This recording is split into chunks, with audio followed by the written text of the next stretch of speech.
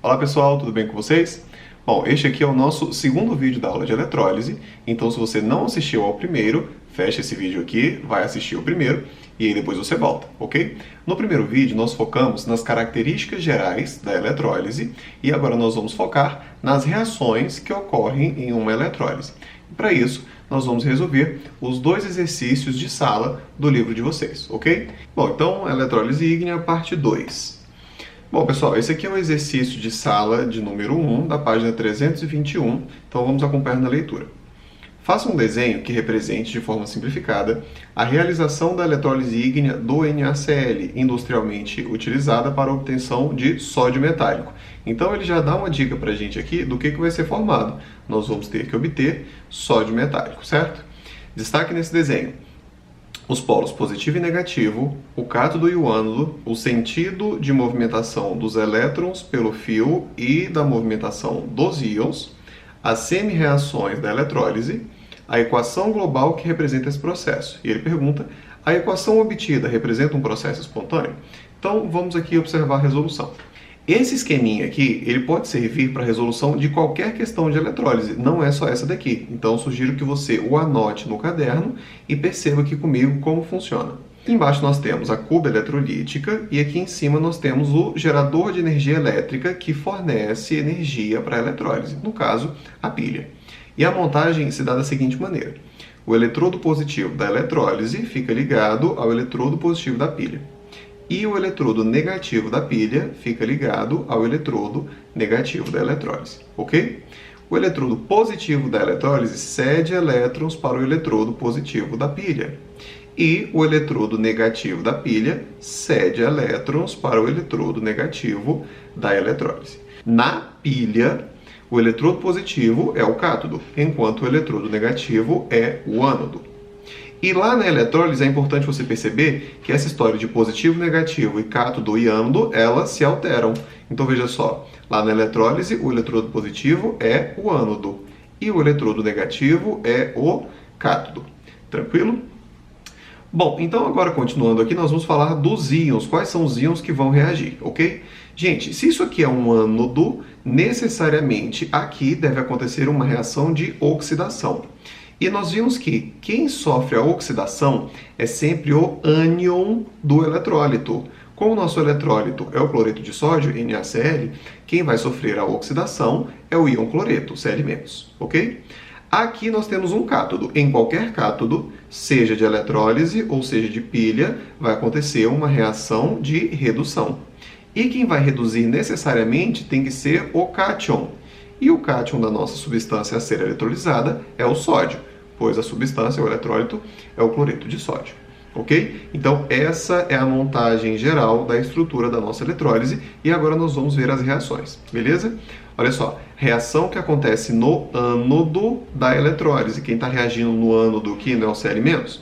Aí, para isso, eu gostaria que você voltasse lá aos slides da nossa primeira aula e verificasse as principais reações de oxidação e redução dos ânions e dos cátions. Então, o íon cloreto oxida da seguinte maneira. O Cl- forma meio Cl2 mais um elétron. Então, está aqui, ó, um elétron está sendo perdido pelo cloro. E a reação catódica, a reação que acontece no cátodo da eletrólise, vai ser a reação com o sódio, certo? E a reação do sódio acontece da seguinte maneira. O sódio mais recebe um elétron, formando sódio zero. Só relembrando aqui, todos os produtos das reações catódica e anódica devem ter NOx igual a zero. Então aqui, ó, substância simples NOx zero, substância simples NOx zero. Beleza? Uma coisa que facilita nessa questão aqui é o fato da quantidade de elétrons envolvidas nas duas reações ser a mesma quantidade. Então, um elétron perdido, um elétron ganho, isso faz com que nós possamos cortar, então, esses elétrons para poder chegar na reação global. Então, eu corto esse elétron com esse daqui e nós podemos montar a reação global. Para a gente montar a reação global, basta repetir o que sobrou no reagente, ou seja, Na+, e Cl-, aqui estão, e repetir o que sobrou no produto, ou seja, o sódio zero e o gás cloro estão aqui repetidos, beleza? Então essa é a nossa reação global. Uma outra maneira de perceber essa reação global é o seguinte. O Na+ e o Cl- juntos formam o NaCl, que é a nossa substância de partida, a substância que foi eletrolizada. A questão perguntava ainda se esse é um processo espontâneo. Pensa comigo. É espontâneo o cloro dar elétrons para o sódio? Não é. O cloro é muito mais eletronegativo e tem maior potencial de redução. Então a tendência natural é que o cloro fique com os elétrons. Essa reação que está acontecendo aqui, do cloro dar elétrons para o sódio, ela não é espontânea. É uma reação forçada. E ela é forçada por essa passagem de corrente elétrica que está sendo cedida pela pilha. Então, gente, toda eletrólise é um processo não espontâneo. Então, esse é um ponto muito importante, ok? Essa é a resolução dessa questão. A próxima questão é a questão 2, também na página 321 do livro de vocês. E a questão diz: uma importante aplicação da eletrólise ígnea é a obtenção de alumínio metálico a partir da bauxita, que é o segundo metal mais utilizado no mundo depois do ferro. O minério, rico em L2O3, chamado alumina, é fundido com a ajuda de substâncias que diminuem sua temperatura de fusão, os fundentes, e então sofre a eletrólise. Equacione as semi-reações que representam esse processo. Bom, pessoal, para resolver essa questão, nós vamos partir aqui das semi-reações de oxidação e redução e vamos chegar à reação global, certo?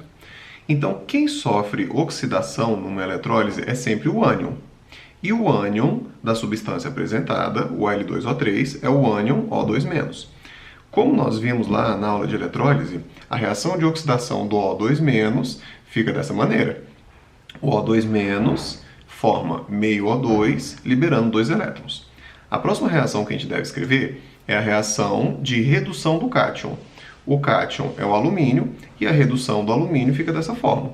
O alumínio 3+ precisa receber 3 elétrons para se transformar na forma da substância simples, o alumínio 0, ok? Para chegar na reação global, nós vamos precisar somar essas duas equações.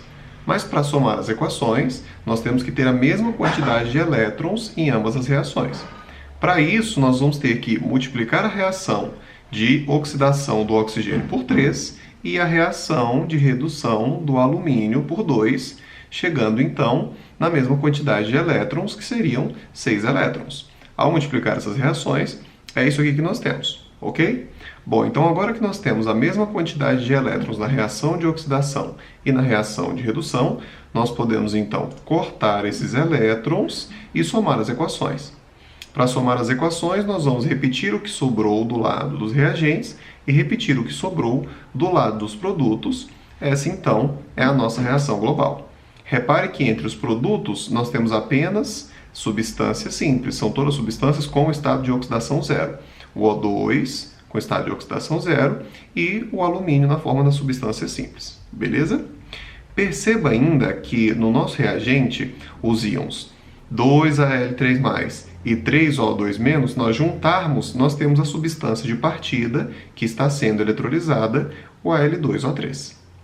Bom, pessoal, com isso a gente termina então o estudo das eletrólises ígneas.